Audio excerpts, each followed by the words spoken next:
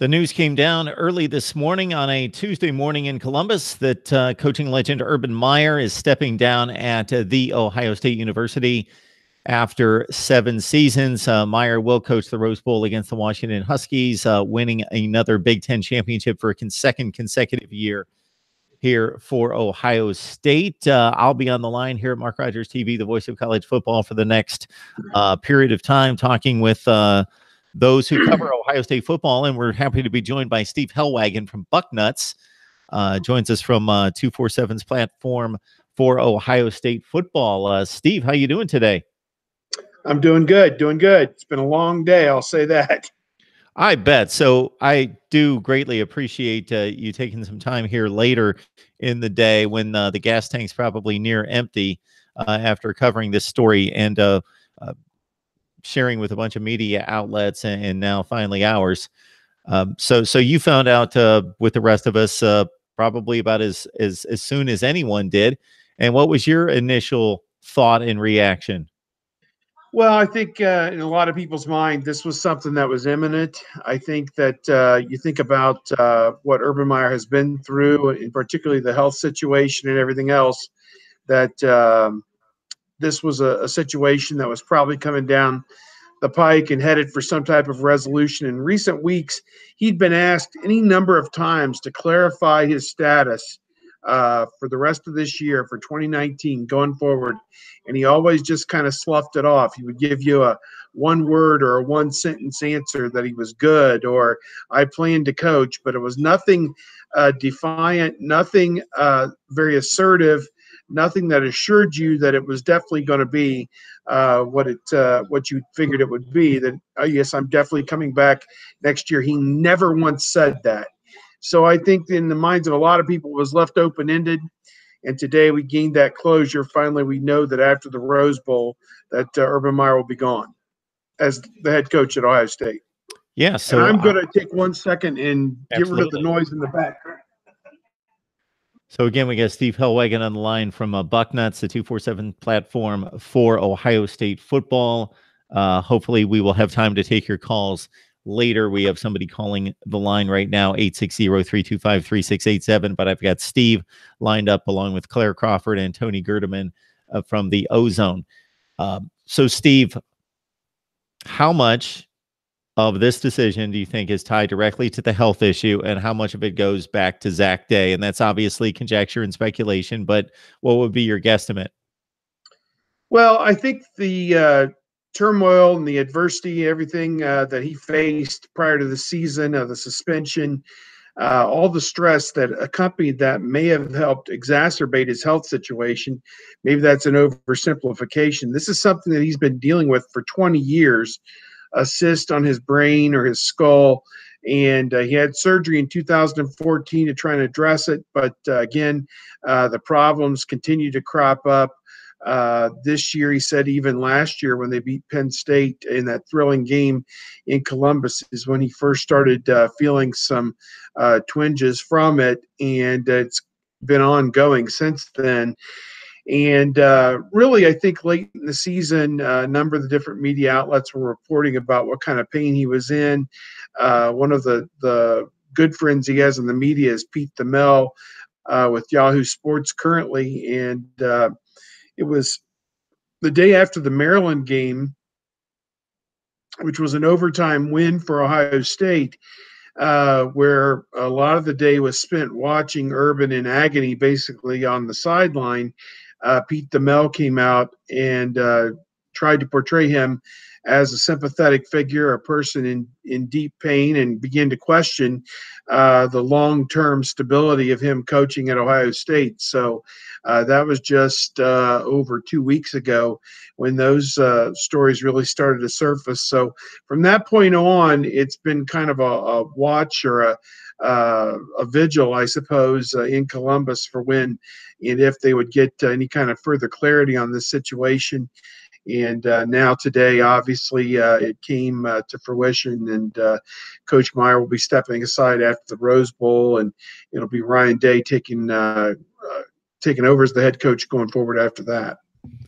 Urban Meyer stepping down at Ohio State after 7 seasons, 87 wins, 9 losses, a national championship in 2014, 3 Big Ten championships in 14, 17, and 18, and coming that close to a number of other championships, and we can discuss that on through the coming weeks and so forth. But Dan, Steve, and I have chronicled many times right here in the past. Steve, for a guy that is this into his profession, and anybody who coaches major college football is really into the profession. Otherwise, why do you, despite the money, in addition to that, put up with the ridiculous amount of hours and the grind that it is to be a football coach at this level? But even well beyond that, to attain what he has, to achieve what he has, obviously he's been at some point obsessed with it, maybe tempered during his Ohio State stay, but still, this is his life.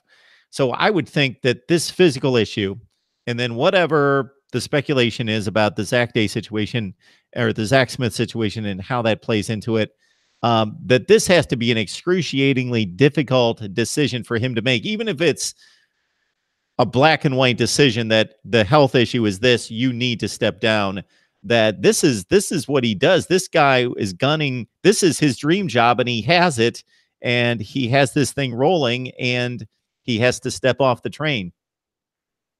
Yeah, it's kind of a sad day in that respect. And it was an interesting press conference today because you had Urban Meyer announcing his retirement, Gene Smith basically talking about how that all came about, and also introducing Ryan Day as the replacement going forward. And it was over 20 minutes in, I think, before Ryan Day was even asked a question, because a lot of the focus, this is what happens when you're having this kind of a seamless transition from a legend to another coach, and the winningest coach in the modern era of college football, to be quite honest. So he's earned every bit of the accolades that he's getting as a part of this.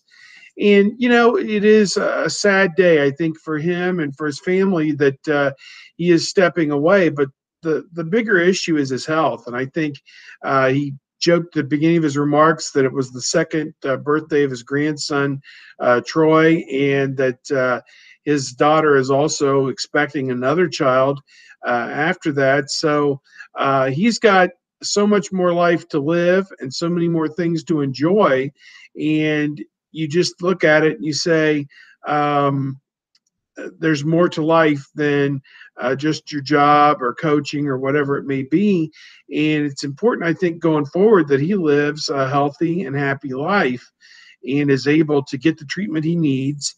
I would never rule out the idea that he's not going to coach again. I think it's entirely possible, and I wouldn't begrudge him that. And I think if that's what he wants to do someday, that's fine. I think from Ohio State's perspective, they did not want to go through a period of limbo, and I had suggested a leave of absence, and for whatever reason, that didn't seem to be what anybody at Ohio State was looking for. So, or perhaps it wasn't doable. I don't know. Perhaps his condition is to such a state that he's going to need to take a full year off or whatever it may be. And I think they did not want to lose Ryan Day and the prospect of him taking over as the head coach going forward. Some people are like, how do you just elevate an assistant coach who has very little head coaching experience, only the 3 games? Then Urban Meyer was suspended earlier this season. I don't look at it so much as that. I think you've got situations out there. Lincoln Riley is now 2 years in at Oklahoma, elevated from assistant position, has 2 Big 12 championships, and put the Sooners in the playoff this year. So I don't know. I don't worry so much about that type of thing. I think that for fans of Ohio State, they are just hopeful that Urban Meyer can go on and lead the kind of life and be happy that lead that kind of life that he wants to lead going forward. Absolutely. So the quality of life so much more important than the wins and losses on the football field. And so if he's able to lead a productive life, hopefully healthy life, and channel the energy into maybe some other projects and charity work, the athletic program. He talked about that. And obviously, most importantly, the relationships in his life and the family and the extended family.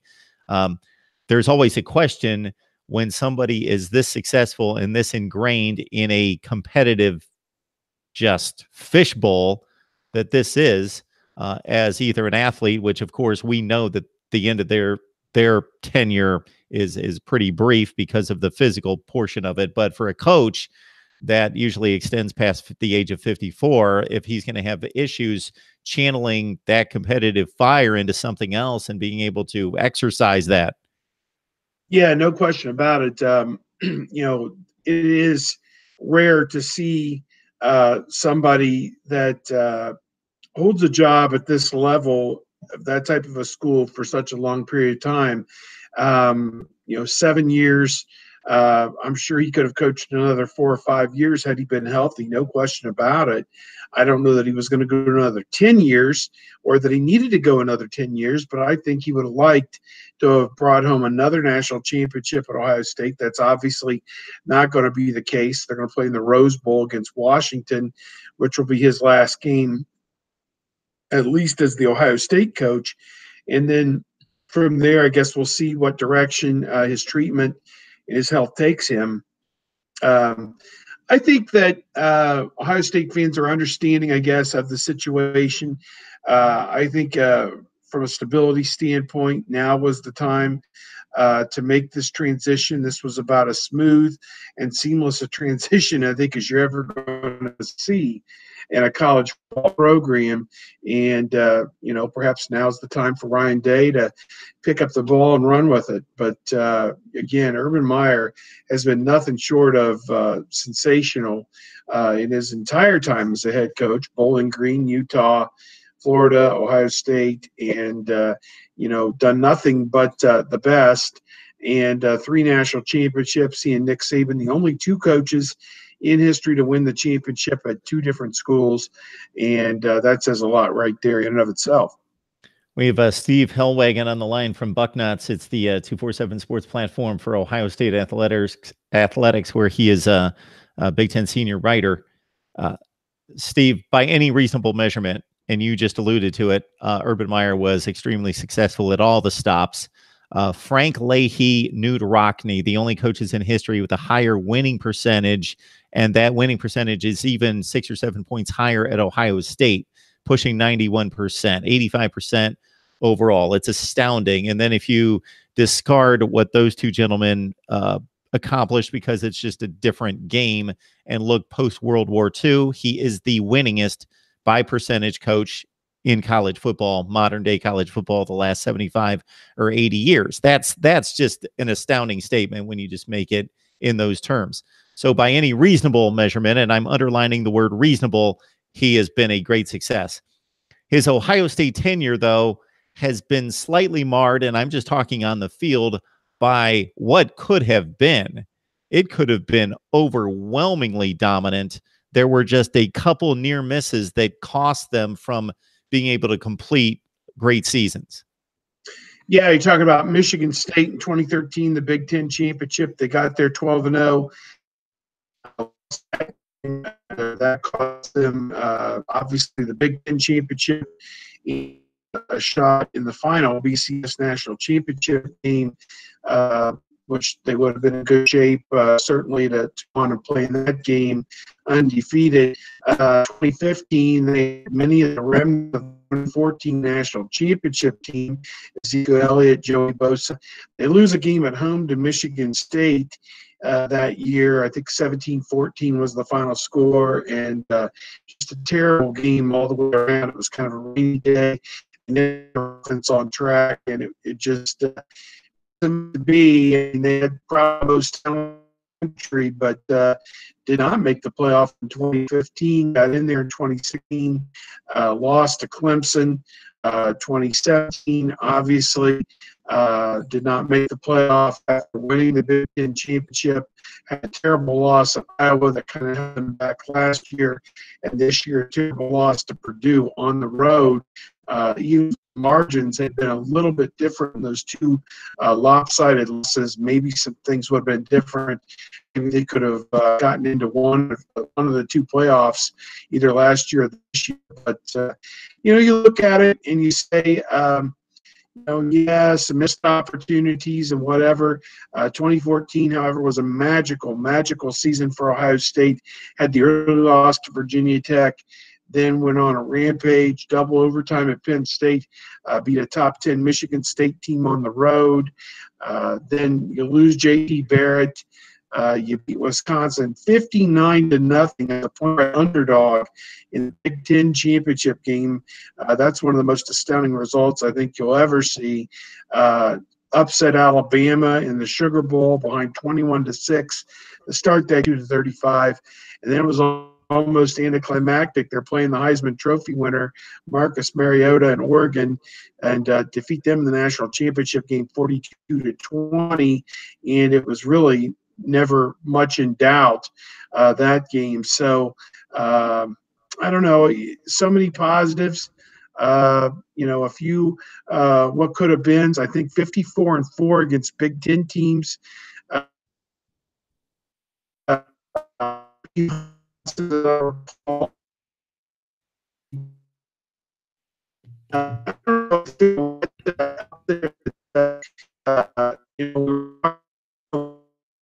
Hey, Steve, unfortunately, I believe we've lost you. We were kind of struggling along with the feed there for quite some time, and now you've completely locked up. So if you're able to jump out and come back in, that would be great. If not, we certainly appreciate your time, Steve, if you can hear me. Mark Rogers TV, the voice of college football, breaking down the Urban Meyer retirement.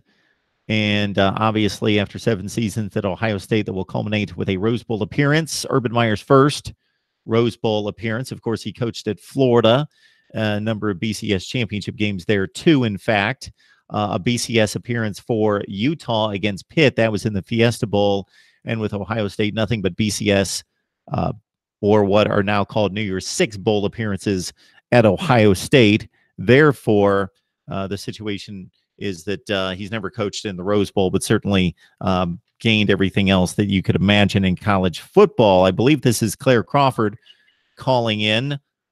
This is Mark Rogers TV, the voice of college football. Who do we have on the line? This is Drake Knapp. I hadn't talked to you in a while. How you doing, Mark? Hey, Drake, I'm doing just fine. I just want to warn you that if one of the guests jump back on here, I'm going to get back on with them, as I believe Steve's ready to. But I'm here. Hey, Drake, I'll have to take the call in just a second. Thank you. Hey, Steve, are you back with us? Yeah, I hope so. My home internet is not working, so I'm trying to run it off of a hotspot. You know how that can be hit or miss sometimes. But yeah, if we dump out again, I apologize. It's just for whatever reason there's an outage here with my regular connection for whatever reason. Well, thanks for dialing back in here and we're getting trying. set back up. There was one other thing you were outlining the 2014 season, and yeah, we'll run there. And certainly you chronicled that and have that available for everyone. Yeah, our book Undisputed Champions available on eBay. Again, winning the national championship is never an easy thing. Okay, Alabama has made it look easy, but it's not that easy. And Ohio State overcame a ton of adversity in 2014 to win it, and to win it in the fashion that they did. So all I will say is that that's probably his lasting legacy, is that they were able to harness the human spirit for one 12-month season and put it all together and give Ohio State the number, I think, is their 6th consensus national championship, 8th overall. And, again, a year that people will reflect on forever. That Alabama win is a program shaping victory. And, I think Ryan Day, what the point I was driving to was Ryan Day could go 33-6 the next 3 years and be considered a failure just because of what he's matched up against with the legacy that Urban Meyer has left. But when you're given a chance to be the head coach at Ohio State, a 5-year contract, $4.5 million a year, guaranteed money. You never turn that down. The next guy who turns that down will be the first guy. So, you think about it, he's got a tough act to follow.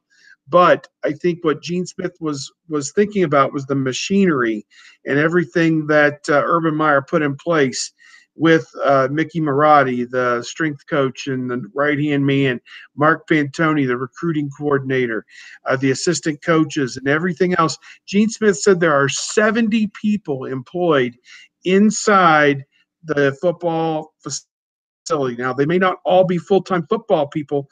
Maybe some of them double over on some of the other sports that work out of that building. But that's just not something that you throw away because the head coach is leaving and throw open a lot of those jobs and say, okay, we're going to start over. Not when you've won back-to-back Big Ten championships, not when you've won 80-some games in 7 years. You do the best thing that you can do is to maintain some stability, and then you couple that with the offense that Ryan Day put on the field this year with Dwayne Haskins. You understand he is a very special X's and O's coach as well. Whether he's going to be able to harness the human spirit as Urban Meyer did these last few years or not remains to be seen. He seems like a very positive, upbeat person and a can-do type of guy. So I think his audition for the job in August and September helped put him over the top. And I think Ohio State football going forward is in good hands with Ryan Day. But I know Gene Smith will sleep well at night knowing that those other 69 people who work in that building, most of them, I don't know it'll be a clean sweep, but most of them will be back with the program in 2019. Steve Hellwagon joins us from Bucknut. Says, Steve, last question here, as you allude to Ryan Day, and I think there's one portion of this that ties right into my question as you got us started there, is obviously Ryan Day showed the football staff, showed the administration that he can take over a program for at least a limited period of time and it can run smoothly. So he stepped in and he did all the right things during a very difficult time. And then he had to coach 3 games. And of course, they won all 3 games. You touched on 2 aspects of Urban Meyer's game, in quotes, that separates him. Is that he's got great teaching ability, and he demanded that out of his coaches to be able to be teachers and to major in psychology himself, and then pass that on to his coaching staff. And then also he wanted his teams to play angry and to play harder and tougher and with a determination that could not be matched by the opposition, and figured if I recruit as well as I do, and then my kids play that hard, regardless of scheme, whether we're outwitting anyone, then that should equal big wins. And that's going to be a tough act to follow, to be able to match that type of coaching acumen, determination, psychology, all of that put together. Yeah, it's a very demanding thing that you're talking about. And I think that there were games this year where some of that kind of got past Ohio State. I mean, they're trailing Nebraska at halftime, trailing Maryland 17-3 to start that game. They had some games this year. As one of my best friends said, the committee basically kept Ohio State out of the playoff for a lot of the same reasons that we complained about this team all season long. They actually sat down and watched the game. So I think Meyer had a difficult time this year. Maybe it was because of his health, whatever it could have been, demanding that excellence out of his team. And there was some slippage. Now, did it result in a change in the record? Well, 12-1 is a pretty good record. Could they have been 13-0? I don't know. My mother-in-law likes to believe, and she's the biggest Ohio State fan on the planet, she likes to believe that Purdue would have beaten Alabama that night at West Lafayette, which may not be too far from the case. David Blau was on fire. Rondale Moore on fire. So, whatever it may be, Ohio State's got some issues that they've got to shore up. And I think what Ryan Day said today is when they get done with the bowl game, they will come back to Columbus and they will make assessments on areas that need improvement, whether it's through a coaching change with a particular discipline, whatever it may be. They're going to assess the program top to bottom and side to side once the Rose Bowl is done. And I would not rule out one or two assistant coaching changes. They're going to have to hire an assistant coach to replace Ryan Day, presumably as the quarterback's coach, although he's going to continue to call plays. He's going to continue to coach the quarterbacks in some fashion or regard. So how that goes remains to be seen. But you have a very good point. Being the head coach in name is one thing, but being the head coach that demands that type of performance, demands that type of effort out of his team, and gets it on a consistent basis, that is a special guy. Nick Saban can do it. Dabo Swinney can do it. There's different people across the country who have done it in some limited instances here and there. We've had some one-hit wonder national champions, in recent years, Auburn, different places that, Fisher at Florida State that have had one just amazing magical year.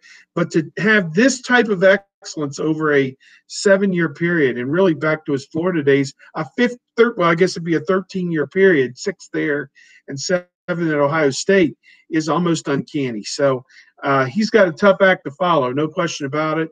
He's learned a lot of great lessons working with Chip Kelly, working with Urban Meyer. So I think that Ryan Day is a guy that Ohio State fans can believe in. And I think next year is going to be a tremendous challenge for him. Again, I have to go on the road to Michigan. Going to be just an interesting season, no doubt.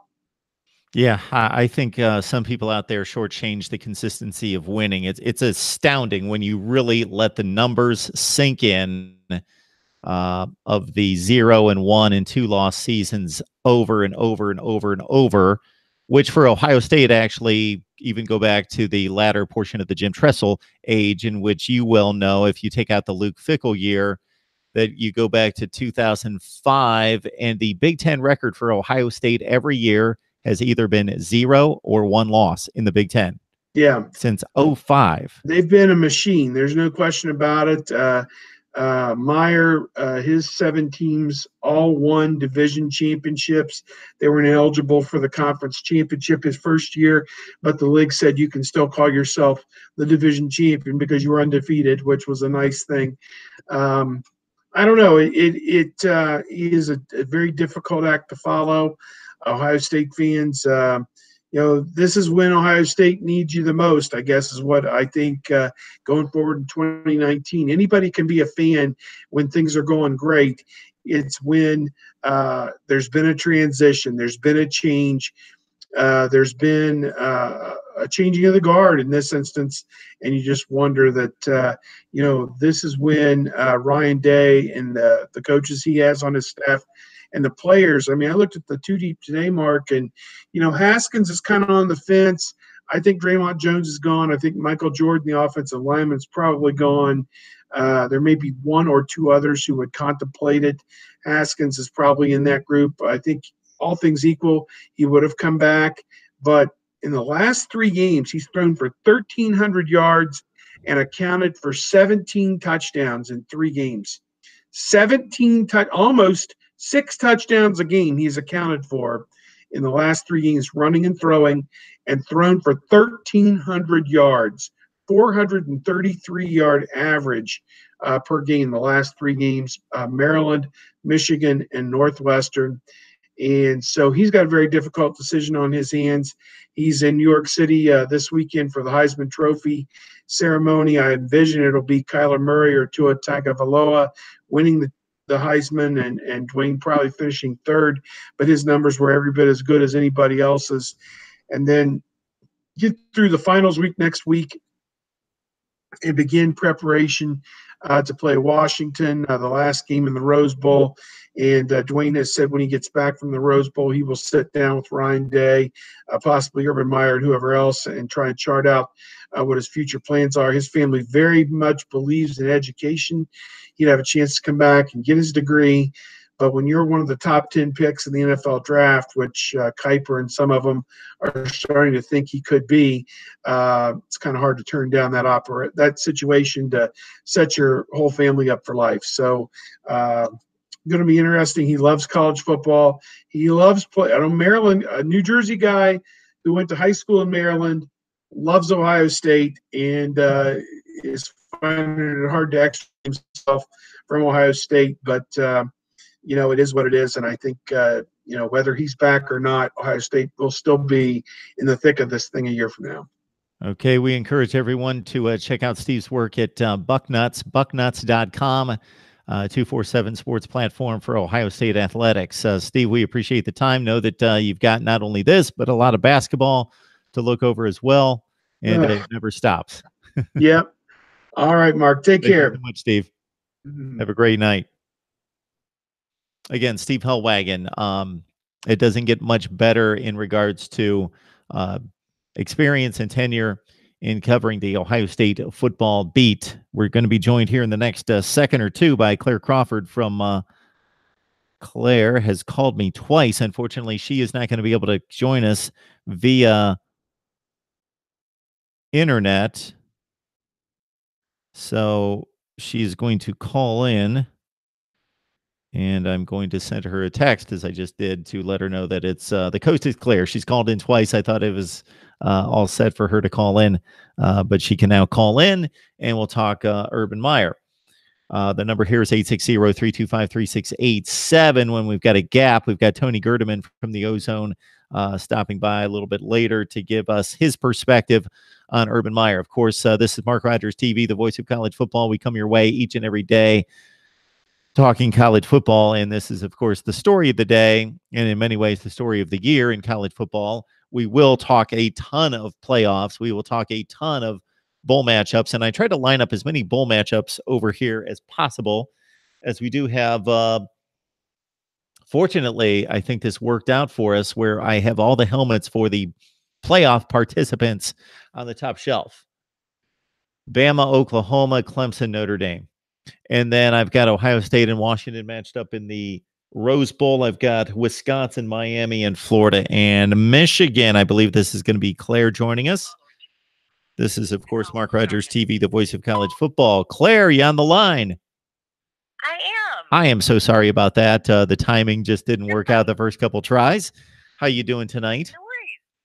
I'm doing well, thank you. It's been a very long Buckeye kind of day.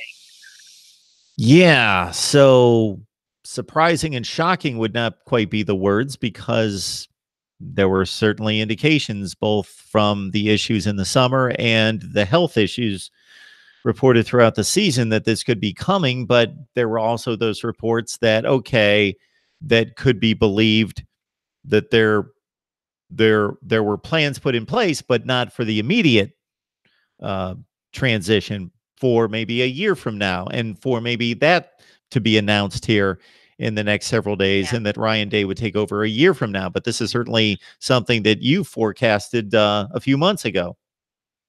Absolutely, and it's not, and I paid for it dearly, right, by Ohio State fans that thought I wasn't a true fan. But to me, I saw the writing on the wall, and it's difficult, and I want Urban to be able to be healthy and happy, and I want for him to stay. But there were a few really key indicators, and this summer when we saw him go into what would have been like the equivalent of a sentencing, right, for his 3-game suspension, and it was supposed to be a very quick announcement. And if anybody that was paying attention, fans remember, he fought very hard, including with his lawyer and Shelley Meyer, throughout the day, so long that they had to buy pizzas for the reporters to feed them throughout the day, that he fought because he didn't think that the suspension was fair or justified, and he fought to stay at Ohio State. So for me, I don't think that we can aggregate it out and say, yes, it's this percentage of what happened off the field this summer, or back in 2005 or 2009 or 2012. I don't think we can point to that and say, yes, this is the reason Urban is leaving. And I think Florida fans have been, tenting their fingers, thinking, oh yeah, right, we've been there. He said he left for health reasons. And I if anyone else remembers, that when Urban left Florida with some heart issues and some other issues, he made a promise. He wrote a letter to his family making a promise that he would make some changes.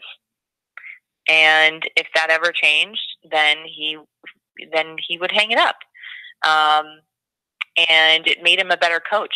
He was able to then go on and delegate more and give more power away. And by doing that, he hired better assistants.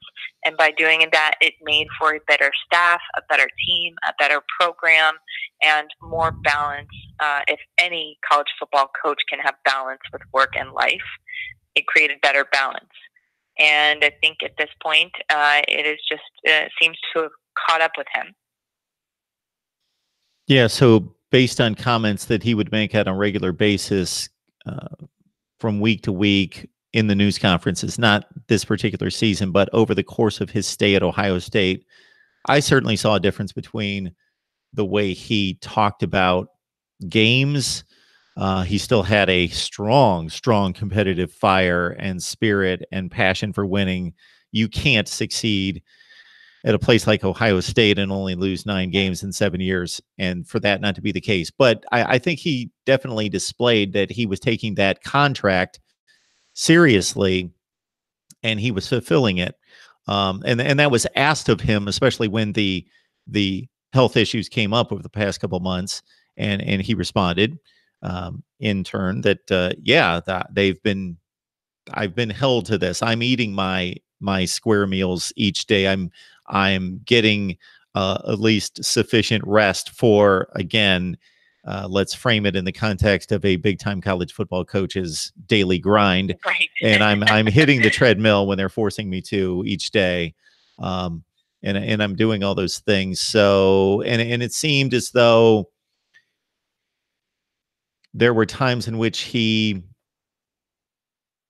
was hit hard by these losses, but he seemed to embrace these teams and just maybe he knew that, there's not going to be 20 more of these. There might be 1, there might be 3, there might be 5, but maybe that's the extent of it. Therefore, I'm going to enjoy these kids. I'm going to enjoy their effort in watching them develop as players and as men. And we're going to reach for perfection, and that's the goal. But if we don't get it, we're going to still enjoy and embrace each victory and embrace a championship.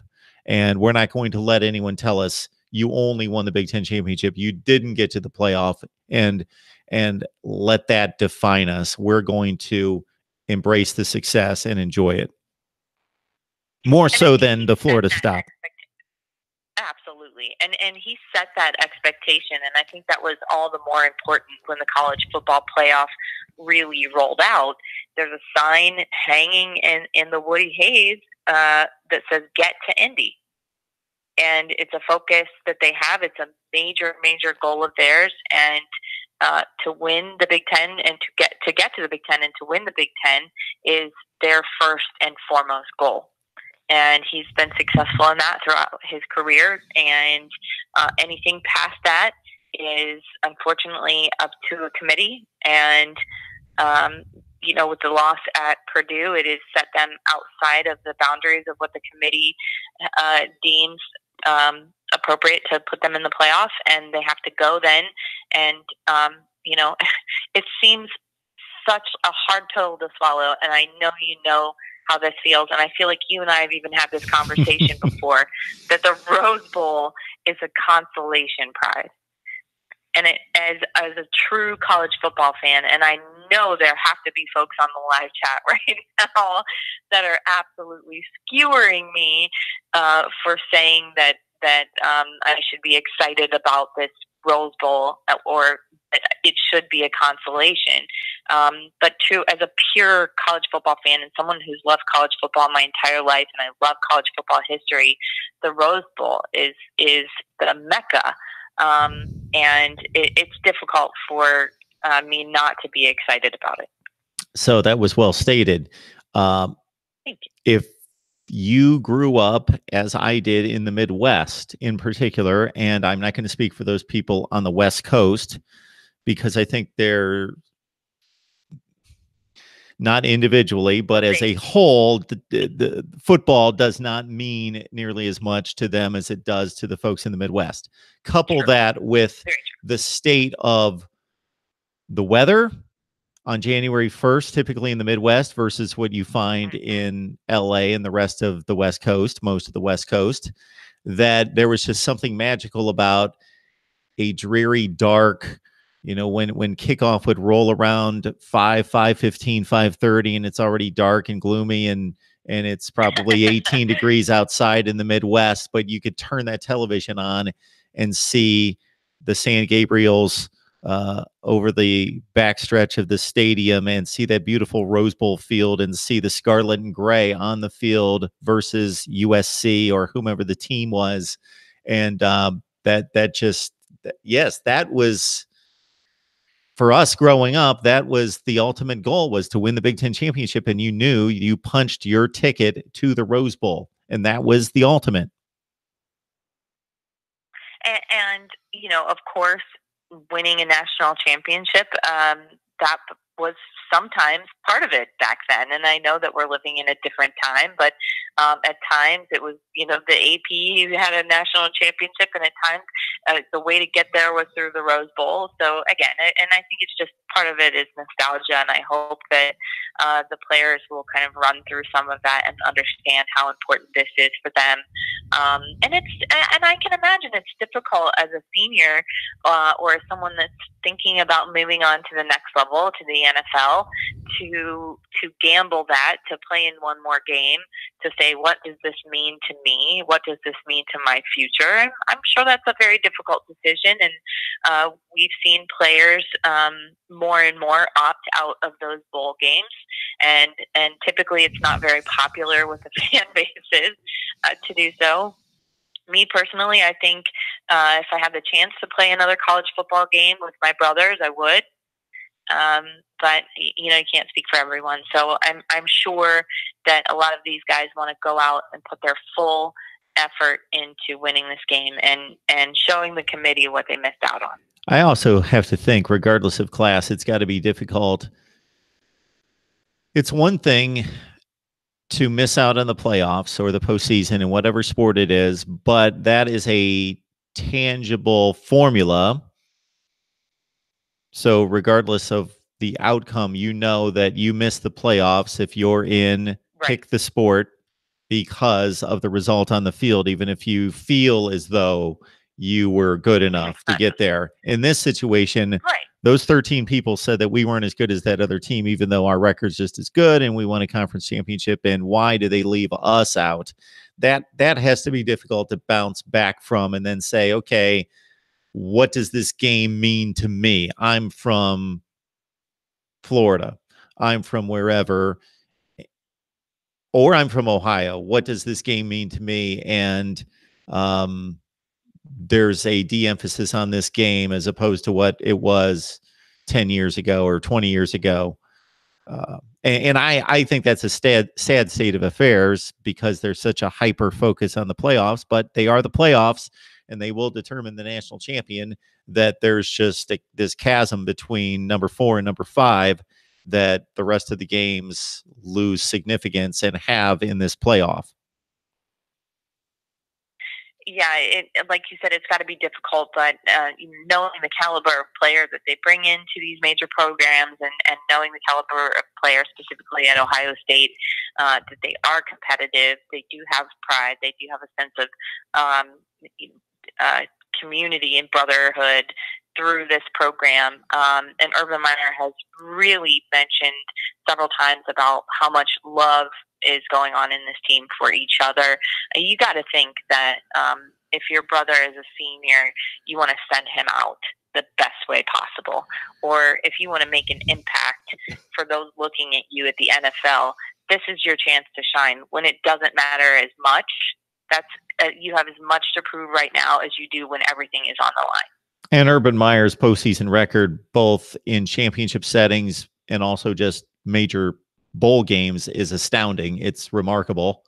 It's one of the best in college football history. And the two most recent examples of that in a non-championship situation was going to the Fiesta Bowl in 2015 and routing Notre Dame, and then winning by 17 points in the Cotton Bowl against USC. So whatever, I was talking to Steve Hellwagon just prior to you jumping on the line, and we talked about the guy's a psychology major, and that's been one of the major keys to him being this successful is he knows how to motivate a team regardless of the circumstance or situation. So he obviously knows how to utilize that 6 weeks to get a team prepared both physically and mentally for what he calls the mission. And you have to believe that the players care so deeply for Urban that they would send him out Chris Spielman style for Earl Bruce. Yep. That has to be a somewhat of a motivation as well, to throw it back, way back. And you know, I was asked the question today by Rachel Baribeau. She said, do you think, how would you define Urban's legacy? She said, my word is complicated. And I think that right now is a fair assessment. And I said, you know, we revere coaches like Earl Bruce and Woody Hayes at Ohio State. Woody Hayes is the most revered coach in Ohio State history right now. He's famous for striking a player in the face during a football game. And everyone's legacy ends up just being a balance sheet in the end. And the more time that goes on, the more people come forward and want to say what a positive impact he had on their lives. Darren Lee posted something today on Twitter that nearly brought me to tears.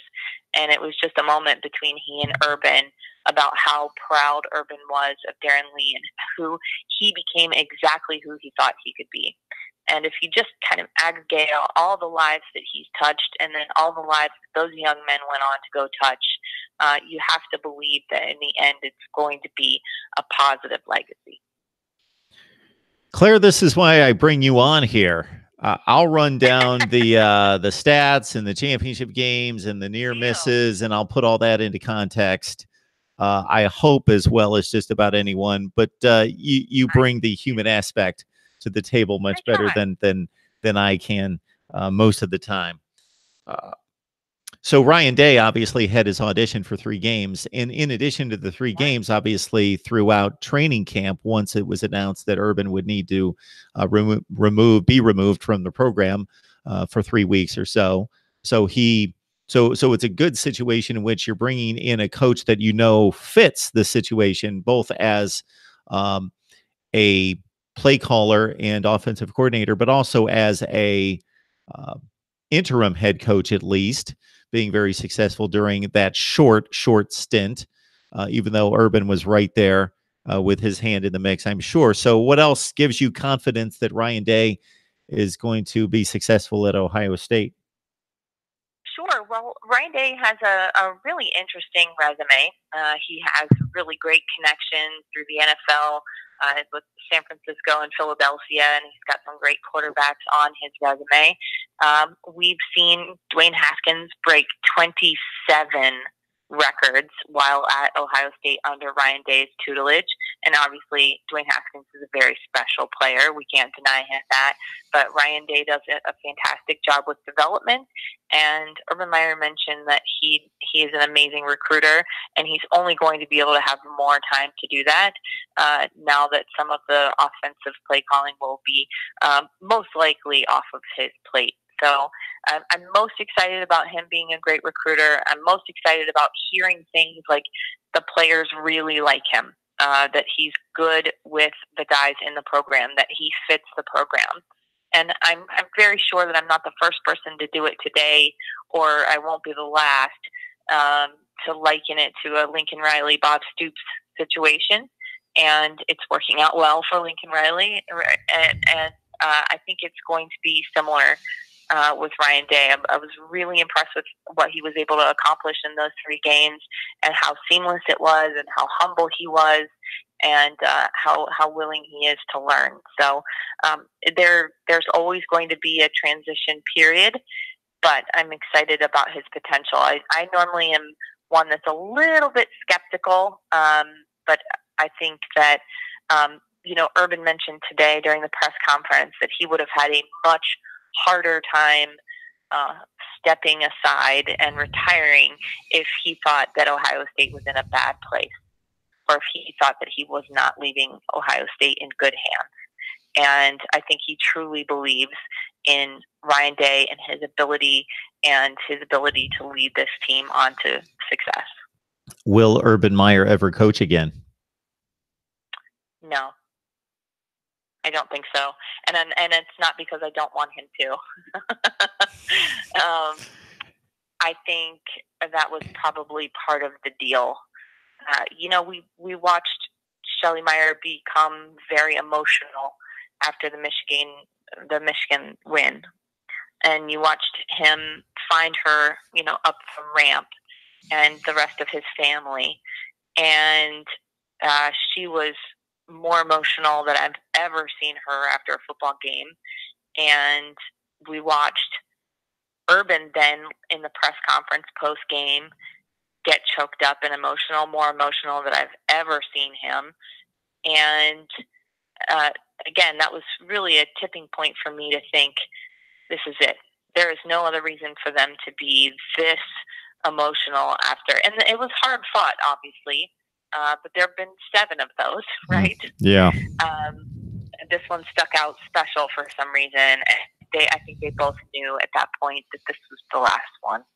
And I'm very sure it's going to be difficult for somebody like Urban Meyer to just completely walk away. He did mention today that he would love to still be a part of the program, still, be involved almost like in an Earl Bruce way, where he was almost like a consultant and have some time around the facility. And that's what I want to tell the naysayers that are saying, he's skipping out to avoid NCAA regulations, like, I don't know, Pete Carroll did, or that was a low blow. I'm sorry.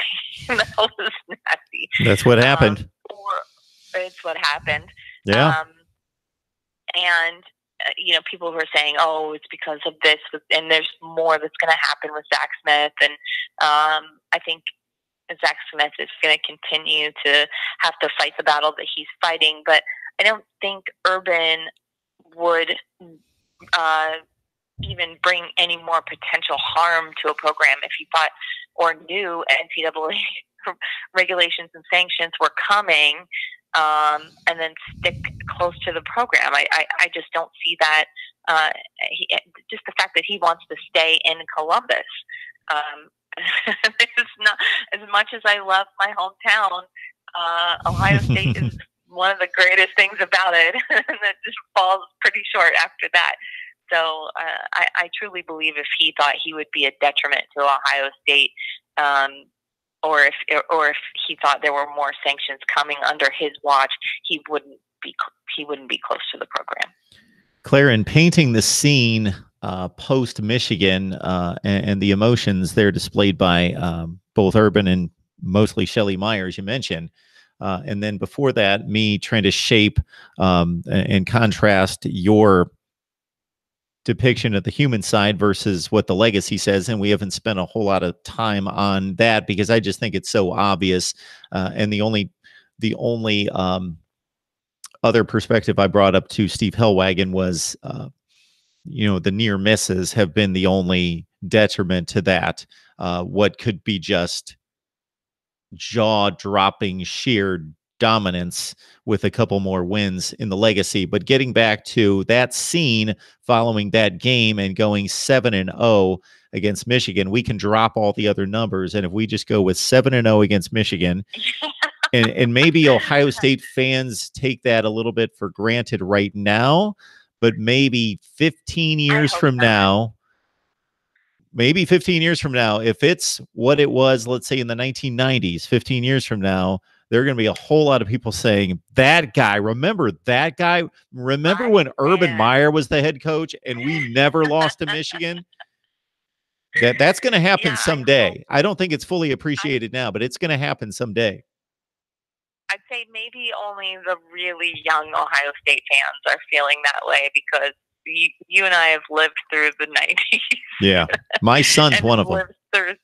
He's one of the ones I that bet. says Michigan. I don't get the big deal. I understand in 1975 it was a big deal in 1985, but he says, you know, I consider Wisconsin and Michigan State bigger rivals than Michigan. No. Yeah. It hasn't been proven to him. Down here to Columbus a couple times. Yeah, it's got to happen. Well, no, and I get it. I understand how it just appeared to be sheer dominance, and for the life of me, I would love for that to continue on. And I think Ryan is full in on that as well. So I'm excited for the rivalry to continue, and there's no doubt, like you said. I mean, and that's the mark on John Cooper's legacy, right? John Cooper turned out incredible NFL talent, and the two drawbacks for John Cooper are not performing as well as his team should have in the bigger games, and he had trouble beating Michigan, and that's it. Yep, absolutely. Talk about another legacy. Well, his much different than Urban Meyer's, but would be completely different with about 2 scores being changed, and that's it. Yep. Even though the Michigan record would still be awful, he would have completed national championship season. So that would have taken care of that. But Absolutely. 2-10-1. Wow. All right, Claire. She is Buckeye Claire. Please follow her on Twitter with all sorts of fun stuff there. But always a great perspective on Ohio State football. And this, when I'm in dire need of perspective, Claire, you came through for me once again, so I appreciate it. Well, I appreciate it as well. We'll get this Google thing figured out, and we'll rest easy tonight that knowing Ohio State football will go on. We will look at that, and that's something that, you know, is out of sight, out of mind until I need you, and then it pops up again. So I'll need to figure out what that's all about. Claire, you have a great night. I know it's been a long day, so thanks so much for joining us. Thank you again for having me. She is Buckeye Claire. Claire Crawford. You can follow her on Twitter at Buckeye Claire. No E, Buckeye Claire. Tony Gerdeman from the Ozone had said that he would join us at some point, probably around 10:30 Eastern time. I'm available to take phone calls. A few came in during Claire's conversation with me. So I know in particular I took Drake's call. Drake, you can call back if you'd like. Anybody else at 860-325-3687. And I will put the number in the line. You do not need to talk about Urban Meyer if you don't want to. Talk about anything concerning college football. Of course, we have 2 playoff games. We have a Rose Bowl. We have New Year's 6 games. We have a full bowl schedule coming up, and we have coaching changes all over the country at the likes of North Carolina and Kansas and some other places as well. So call me about any and all of those topics with college football. Otherwise, I am going to run through the bowl lineup, and I'm going to wait for Tony Gerdeman to join us to talk more Ohio State football. I released a video earlier today, and we've got about 45 people on the line right now, and I would ask for you, if you enjoy the channel, if you're just joining us for a one-time deal, that's fine. I appreciate it. But if you really enjoy the channel, please check out the video that I posted earlier this afternoon. I think it says something like, Mark Rogers TV needs your help.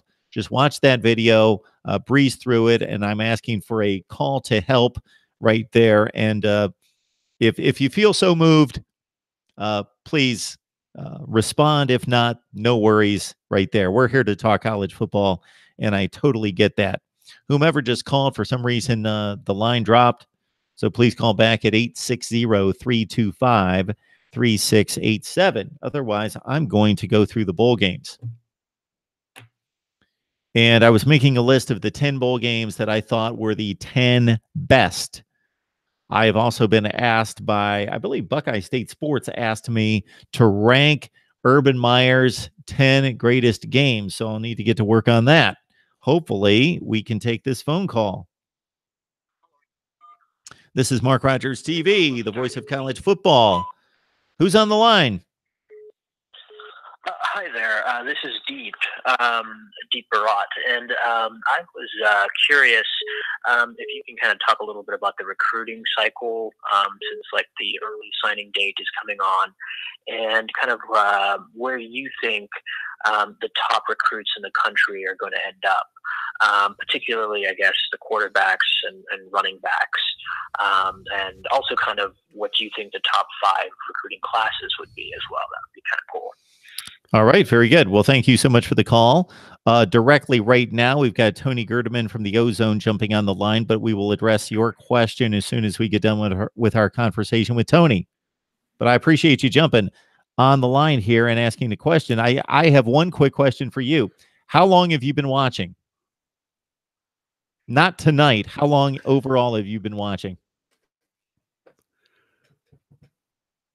I think we lost our caller. All right. Okay, we've got more Ohio State football talk on this historic day that, again, is not a great shock to us, but at the same time, Ohio State football losing a legend in Urban Meyer. We've got Tony Gerdeman from the Ozone on the line. Tony, how you doing tonight? Doing pretty good. Been a kind of a long day, but hanging in there. So with all the writing that you need to do, and you just finished up your podcast and all the other obligations, and I don't know that the average person out there understands what needs to be done when a situation like this transpires in regards to not just writing what you hear, but figuring out different angles and contexts and fact finding and all those things that need to be done to, present a product that's better than your competition. And so it can be a grind and it can be a long day. So I appreciate you sticking around for a few more minutes. Your initial thought when you heard the news, were you surprised at all?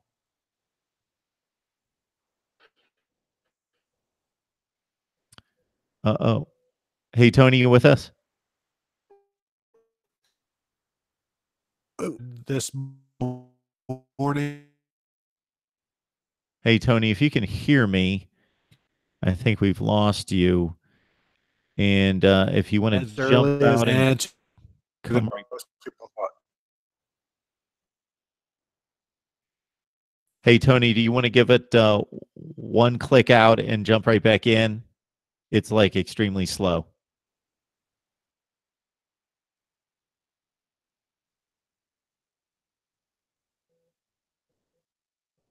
Hey, Tony, can you hear me? Hey, Tony? Maybe that's me. I don't think it is. It's not. I see the return. Hey, Tony, can you hear me?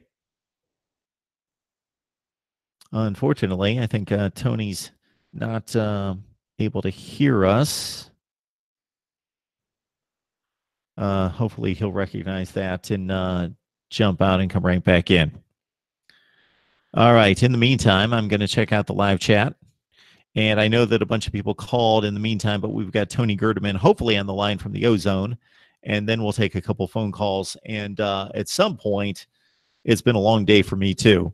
We will wrap it up as well. And it's going to be an early morning for one Mark Rogers TV. Well, for the Mark Rogers portion of the Mark Rogers TV, it's going to be an early morning. All right, let's see what else you guys have to talk about. Dennis Wilson would like to bash Ohio State. Mark Rogers, why can't we bash Ohio State? Because the ball coach quit on the Buckeyes. There was a typo there where Dennis typed S instead of B. So that was an issue there. Dennis, you'll need to clean that up. All right, I believe we've got Tony back. Tony, can you hear me? I got you. Perfect. So I just asked, in light of the health issues and the issues going back to the summer, this apparently wasn't a shock to many of us, but still, was it a surprise at all to you? No, even going back to this summer, I would talk to people and we would, like, be surprised, just in conversation, like, I wouldn't be surprised if this is Urban's last year. And then if you saw Urban and Shelley after the game in the tunnel, sharing a moment together, they're hugging. And it was pretty clear, like, if you really want to read into things, and, she's hugging him and saying, "You did it, we did it, you did it." And at that point, it was like, yeah, that's what it would look like if this was going to be his last time facing Michigan. And then, of course, this morning we find out that it would be. So no, nobody was really on the beat. You're not really surprised that it happened, but I think that it happened this early was maybe a surprise. 2 days after the Big Ten championship game, we thought maybe it would go maybe later in the week. But this had been the way things were leaning for a little while now.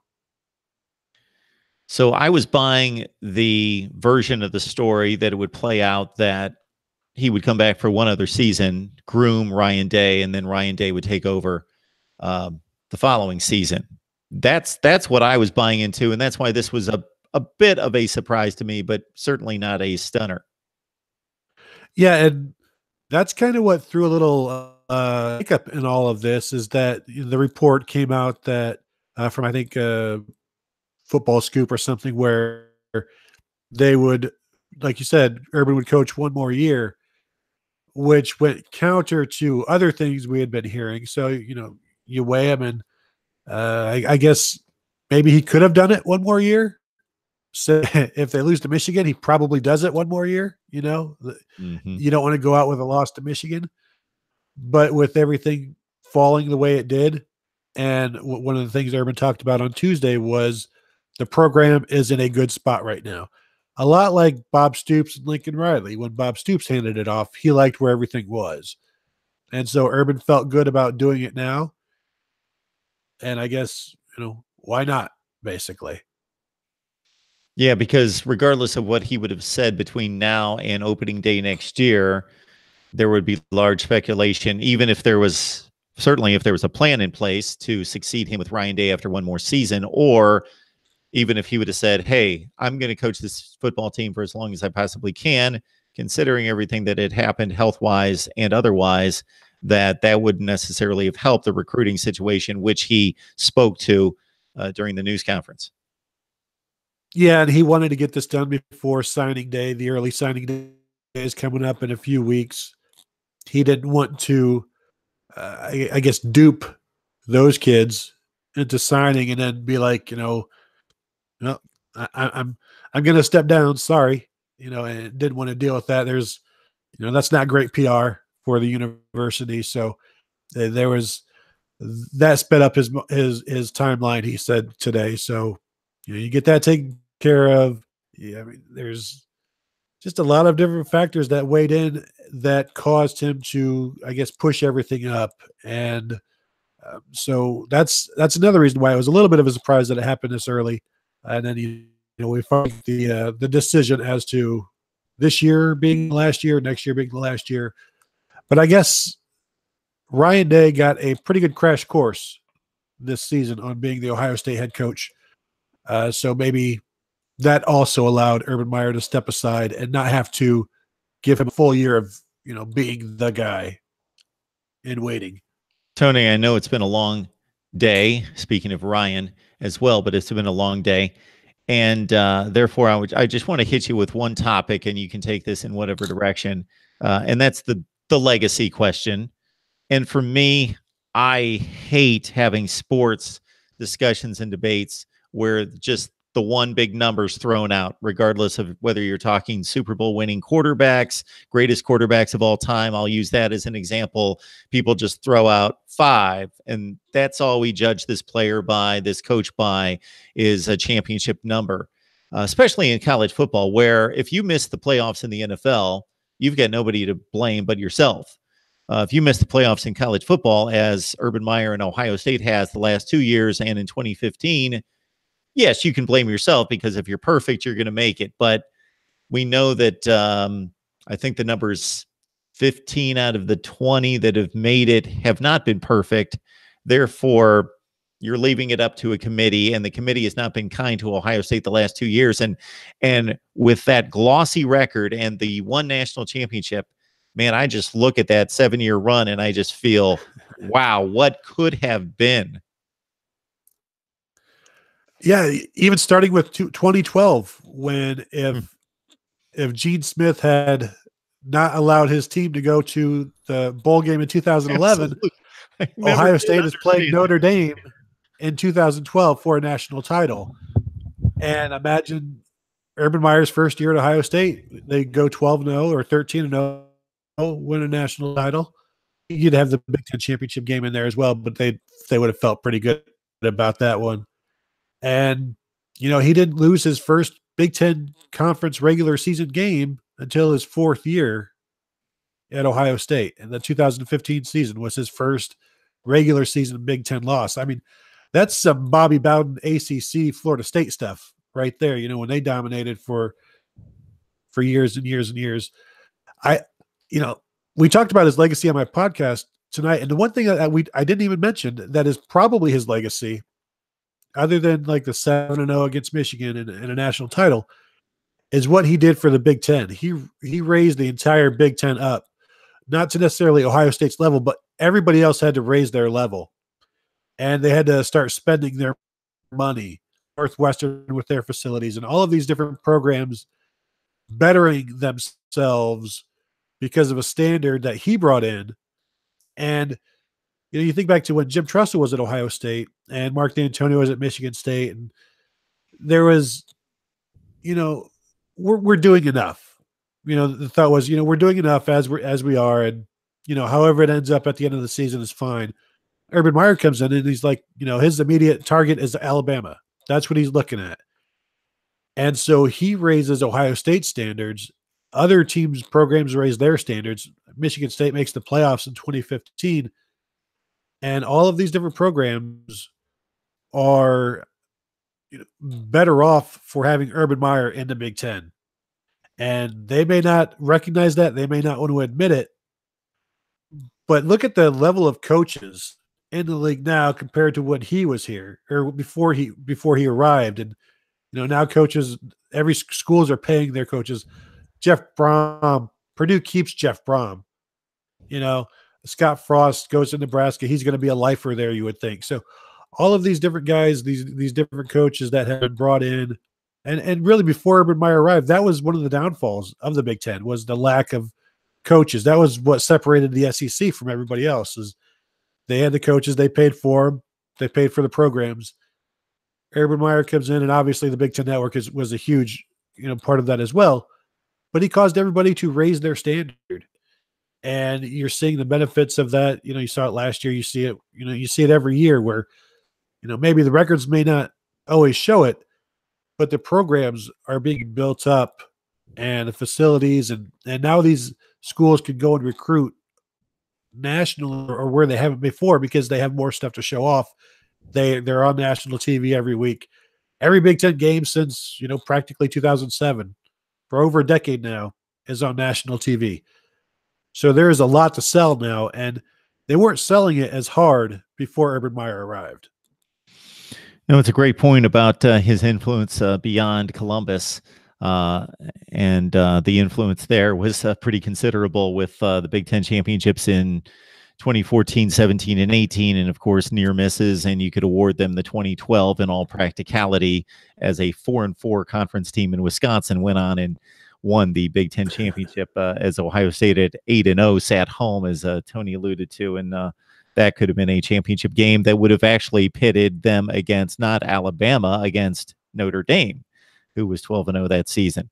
That would have been interesting and could have completely changed the ledger on a few different two particular coaching legacies that would have evened things out a little bit more. Interesting stuff. Yeah, to rewrite history is always a fun and frustrating thing, depending on your perspective. It's more of a summer thing than a December 4th thing right now. Yeah. We've got 40 bowl games to talk about here for the next several weeks in the playoff, which people can't get enough of. So, Tony Gerdeman from the Ozone. It's always a great discussion, Tony. And again, I know you've had a long day, so I appreciate you jumping on to give us a different perspective on this one, and always a good one. All right. Anytime I can. I appreciate you having me on. Yeah. Thanks, Tony. And I will hang on here for just a couple minutes. Had a number of people call in, so I will take a call or two, 860-325-3687. So I apologize for those people that had called right when Tony called or called in, and I did take the one call, and that was regarding recruiting. So I had asked that gentleman to identify himself and how long he's been watching. I wanted to clarify something for him. So if you go through the 8,000, and I'm not making that up, over 8,000 videos that I have posted here on college football, we really hit recruiting hard in the off season, and now is the time to hit it. So I'm going to have to get myself in gear here and pull in all the resources to cover the recruiting, because this early signing period has obviously made it difficult to do just that. But we'll need to get you the recruiting angle as much as possible as we can, headed toward December 19th. So the recruiting, we've been all over, not coming from my expertise on recruiting, because I am not a recruiting guy. But we've brought in the SB Nation people, the Bleacher Report people like Tony Gerdeman and Steve Hellwagon, 247 Sports, Rivals, and the like, to talk recruiting. That gentleman was asking about who was bringing in the best running backs and quarterbacks, and who was going to have the top classes. Well, I would encourage him to check out the 247 rankings as they stand right now, which should be fairly accurate, as opposed to any years prior to 2017, because prior to 2017, we were looking at still 2 full months before the National Signing Day. Last year, as it played out, and none of us knew at this point, 2 weeks out before the first National Signing Day, the early signing day, how this was going to play out. But amongst the major schools, and especially the elite schools, but even going through the rest of the Power Five, about 75 to 80% of the players were signed by the early signing period. That makes the rankings right now extremely valid. And we can look at them as I wait for a phone call at 860-325-3687, 860-325-3687. Let's see what the team rankings look like right now for 2019. And again, we can assume, based on what happened last year, that about 80% of these players will sign in 2 weeks. I've got a call coming in at 860-325-3687. And we'll keep in mind as I take this call that Alabama right now is number 1 with 22 commits, Texas A&M 2, Georgia 3, LSU 4, and Clemson 5. So the SEC looking rather good right there. This is Mark Rogers TV, the voice of college football. Who's on the line? Hey, Sense of Tumor. Sense of Tumor, how are you, man? Good. Just drinking a bit. About to put some in this air fryer. Okay, I need to do something like that myself, but man, I've been grinding all day, and as soon as I talk to you and answer a few questions, I think I'm ready to go myself. So I hope you're having a good time. It sounds like a good time. What do you got on your mind? Yeah, I only had a couple of questions for you. Okay. Well, first off, there's some debate about Texas, Georgia. Like I said, I think it's Georgia, and it's not even close. It's not, to me, it's not close at all. Am I seeing something that you want, Mark? You're seeing the same thing I am. If both of those teams, now we can't count on this because there's no other time during the season in which there are a bunch of other factors involved that we have difficulty putting a measure on. I'm talking about motivation, and I'm talking about preparation that are difficult to put your finger on. So the point spreads are less accurate during postseason play than they are at any other time. But that aside, if we're just talking about who has the better football team at their best, on the average day, Georgia's going to go out there and they're going to beat Texas. They're going to beat them. They're going to beat Texas 34-20 on the average day. I would go with that. How's that sound? Interesting. Okay, Mark. You see Deep Barat in the chat. You see him. You see him talking in the chat, right? Okay, I'll have to get back to the chat. I had a caller having me look at recruiting rankings. So yeah, let me get right back to it. No.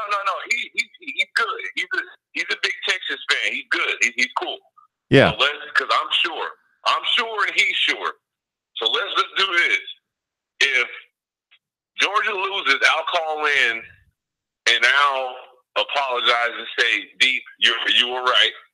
Okay. But if Georgia wins, he has to call in and apologize and say, I was right. Let's make it spicy. Okay, let's do that. So we're going to. Right, So what we need both of you to do is not do this in the live chat because it's going to go away, but I'll have permanent record of it. If you go to any video and you type that out, and both of you write that, so it's got your handle attached to it, where you say, if Texas wins the Sugar Bowl, then I'm going to come on and apologize at Mark Rogers TV, and he does the same for a Georgia win, and we'll have some fun with that. Yeah, it'd be fun. I got one more question for you. Sure. Do you think Jalen is a better matchup for Clemson because he's more durable and he is faster and he can throw just about as good as Tua? Do you think he's a better matchup for Clemson? Because I think he is. Because every time Tua gets hit, I mean, this dude takes 5 minutes to get off the ground. Like, I'm kind of getting sick and tired of it. Like, I don't even know. Dude, you know how durable you got to be in the NFL. This guy can't even get hit, and he throws from his legs. If he gets hit in his legs, it's over. He can't even throw the ball. Yeah, so what I missed out of your call because it cut out right at the beginning, are you talking about Trevor Lawrence? The name cut out. Oh, no, I'm sorry. Do you think Jalen Hurts is a better matchup for Clemson? For the Clemson game than Tua? Well, not if they're both healthy, but you're putting the health factor into it.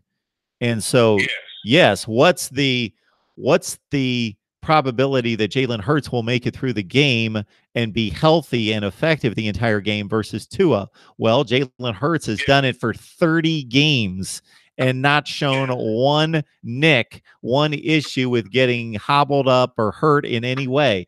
Tua's at a point where he was taken out of that game. And I don't want to minimize the impact of the hit, but he wasn't. That was mostly his prior condition, placing him in a position where he was barely, I don't want to say barely grazed, but he wasn't fully blasted on that hit that took him out of the game. He just kind of fell funny and got brushed up against the blocker and the defensive lineman, and he's out of the game. Oh, absolutely. That has to be factored in. It's like a starting pitcher in baseball. For any baseball fans out there, you can compare the guy that's gonna toe the rubber 35 times a year, and you've got no doubt he never gets hurt. And maybe he's not quite as good a pitcher, but this other guy, man, he's awesome when he pitches, but he constantly gets hurt, and we don't know how many starts he's going to make this year.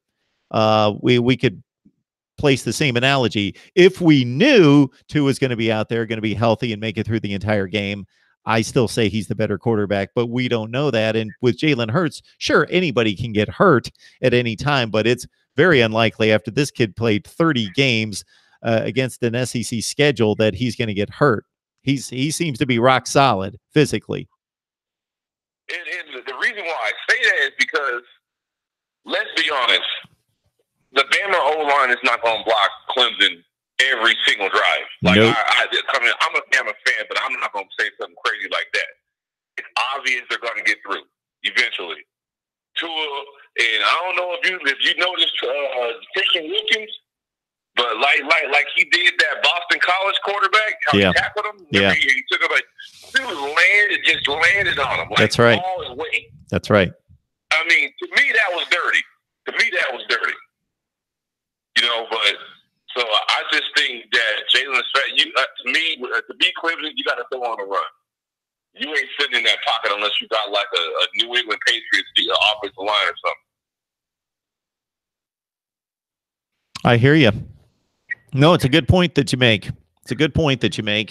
And I'm watching Deep Barrett's comments about Texas football on here, and he should be ecstatic. He should be very proud that they're back, that they're playing well, that they almost won the Big 12 championship, that they made it to a major bowl for the first time since 2009. All that is great. They're on the right track. Tom Herman seems to be the guy, but to watch that team and see their performances against their schedule versus Georgia and its schedule, there's still a gap there. Huge gap. Huge gap. Yeah, I'll call it a decided gap. Like, it's not a debatable gap. There's a gap. I'm not going to say it's a huge gap. It's not like we're comparing Clemson and Wake Forest, but there's a gap. Yeah. Look, Mark, I would bet my house. If it is the same Georgia team, no one sits out. Baker doesn't sit out for the NFL. If the Georgia team shows up that plays Bama in Atlanta on Saturday to wherever this game is at with Texas, that game should be 42 to 3. What? They wouldn't even. Oh, okay. Well, now you're taking it to the nth degree. I said 34-20, and you're going 42-3. And sir, I don't want you homeless. Sense of humor, please. I don't want to hear reports of you out on the street, out on the curb, because go through bowl history, and we've seen some strange results. So it happens. I'll say it's an 80. I'll say it's 80-20 or 75-25, Georgia. That's how much confidence I would place in it. Is there an early line on that game? Do you know? I'll check right now. Hold on, but I just don't know what kind of LSU team is going to play UCF and what kind of Georgia team is going to play. That's the biggest issue. I don't know. There should be a condition placed on if you have to get on here and apologize, is that even though you will know in your heart of hearts that Georgia let that game go, that they didn't bring their best team, that they didn't bring their best effort, that you just have to flat out apologize because they got beaten by the better team on that day. 11-point favorites, 10.5-point favorites. Sure. Georgia. Yep. That's what they are. So I don't know what. I mean, I don't even know what kind of Ohio State is going to play Washington. You know, Urban Meyer might advise Haskins to sit out and guys like that. So I don't know. And if UCF beats another top SEC school, we'll never hear the end of it. You're right, and no Greedy Williams in that game for sure. No Greedy Williams. Luckily, Devin White is playing, and that dude is going to be everywhere. I got to hand it to him. That's good to hear. I like that. Yeah. I will point you when I'm just going to give an example to the point I just made and point you to the 2014 Sugar Bowl. And I just posted a throwback video to my preview of the 2014 Sugar Bowl when Alabama was a full 2-touchdown favorite against Oklahoma and lost. You're damn right. Yeah. So I can't. I can't. You're right. Maybe I'm too sure of myself. I don't know. I just seeing what Georgia did to Bama, and that was Bama's worst game of the year. And that girl was right. When is Tua going to have a bad game? She was right, from Georgia. That was Bama's worst. Bama beat Georgia on their best day. The worst Bama team beat Georgia on their best day. With some help from Kirby and bad play calling. But we did it. Yeah. So Tua got his bad game out the way. He should be lights out from here on out. Rest of the season. I'm counting on it. I don't think Oklahoma's going to, and I'm not, I will try to find a way in which they can stay in that game, but I just don't, when you've got great offense the only thing that tells me that Oklahoma has a better offense than Alabama is because I do think that Kyler Murray is just special as a runner. But besides that, we can, everybody goes crazy about how great the Oklahoma offense is, and it is, but they play in the Big 12. That's why they run up these crazy scores. Alabama's running up these crazy scores in the SEC. So if you want to match up personnel and talk about their ability and their talent and their NFL, Alabama probably has a better offense than Oklahoma. And then the defenses obviously aren't even in the same, galaxy. How many NFL draft picks are on that Kansas team? Period. Offense, defense, special teams. 1, 2. Yeah. Kansas State. Sure. And I told people that, Kyler Murray.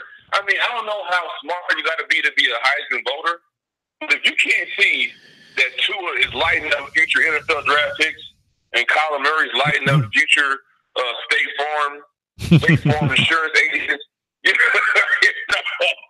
don't know what to tell you. So, sense of tumor, the game that comes to mind when you make that comment is Lamar Jackson's last season at Louisville. They were playing LSU in a bowl game, and that LSU team was nothing special. Nobody's going to remember that LSU team. They went 8-3 or whatever it was. But I made one of the easiest picks I've ever made when I saw LSU was like a 2-point favorite against Louisville, because I thought, my goodness, Lamar Jackson is not going to have all this running room he's used to when he plays this LSU defense. It's going to be it was like a 27-9 game. He didn't score a touchdown. They couldn't do anything. Yeah. That was the same year that Kentucky, was it Kentucky and Houston whipped up Louisville? Am I right? Yes. Whooped them, man. Whooped them, bro. Yes. I mean, yes. Houston killed them. Yes, they did. That was great. Wake up call. Yeah. When I saw that was basically a pick'em game, I was like, okay, I can win some money here. Yep, that's right. Because they're going to trot out an NFL defense against Lamar Jackson, and he doesn't have an NFL offensive line in front of him or skill position players. Now, this Oklahoma does, but obviously the Alabama defense is at another level too. I'm looking at that game at like 49-24, something like that. 49-24, Bama, Oklahoma? Yeah. I just think if we could just keep a QB spy and maybe be like Shaheem Carter, because he's like whoever our fastest, like maybe Dylan Moses or whoever our fastest safety dime package guy, just QB spy. Maybe run diamond the whole game, QB spy, and just let our four linemen peel their ears back and just see what their O line can do. And just QB spy, contain, and play gap penetration. He has to run outside or through a gap. You know? And if their old lineman can't push us far enough off, then he's going to get sacked or he's going to have to do a quick throw and it could be an interception. I'm with you. Yeah. All right, man. Well, I appreciate the phone call. Nice. Thanks for giving me and everyone on here the platform. Absolutely. I enjoy it. All right, man. Have a good night. We'll talk soon. All right. Oklahoma, Alabama. Of course, we're going to run down these games ad nauseum for the next several weeks as we prepare you for the playoffs and the bowl game. So what I would like to do, this is a whole lot of video production, but I would like to take every bowl game and I'll specialize on the big ones and I'll prioritize from there. If I don't get to some, it's not going to be the big bowl games that are going to get left out. And I would like to take each bowl game and give you a history of the bowl game, give you a history of, let's say, Alabama, Oklahoma, Alabama's bowl history, and then Oklahoma's bowl history. So 3 videos per bowl game, in addition to, obviously, all the previews of the matchups and the prediction of the bowl games. We get started on December 15th. That Saturday, there are at least 4, if not 5 bowl games, highlighted by the Las Vegas Bowl, where we've got Arizona State taking on somebody from the Mountain West. I can't remember right now. But anyway, I'll dive into it, and I'll have all sorts of videos released in the next few weeks. Again, if you like Mark Rogers TV, the voice of college football, you like the channel, I am going to ask that you watch the video that I posted this afternoon right around 3 o'clock. And that video basically explains how you can support the channel, not financially, but how you can support the channel in regards to your comments.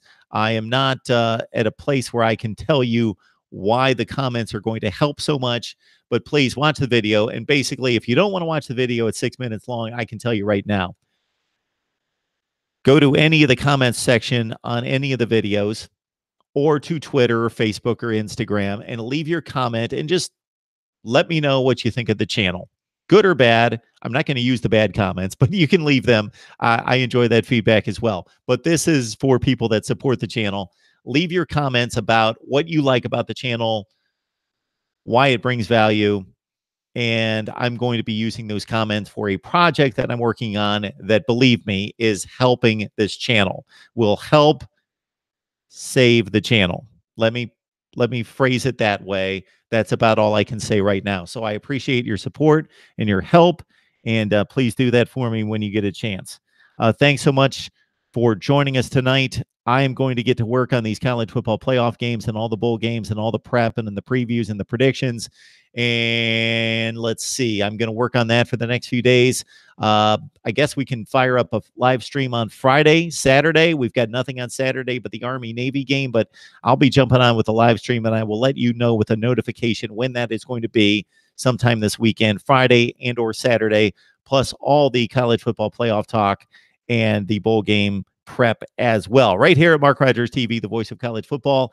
If you had a comment for me in the live chat, I obviously missed it. So if you had any comments for me there, please just leave those comments, just copy and paste them and leave them in another comment section of the video, because those actually get recorded and I have a comment section that I can look at and continue to track the comments. So please do that for me, and we will see you soon right here at Mark Rogers TV, the voice of college football. I'm going to check out the live stream one more time in the live chat, and then we'll sign off.